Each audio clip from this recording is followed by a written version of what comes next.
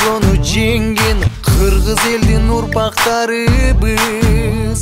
Азгырса да заман, алдаса да жаман, кастык кылба өз мекениңе. Бейиштин төрүндөй, берметтин өгүндөй, берекелүү жерим Кыргызстаным.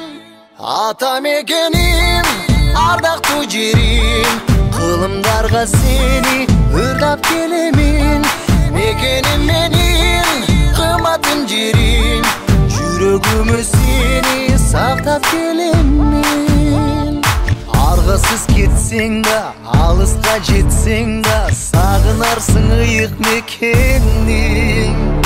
Биримдиктүү элбиз, өлүмгө себепсиз, кыргызмын деп коргоп намысты.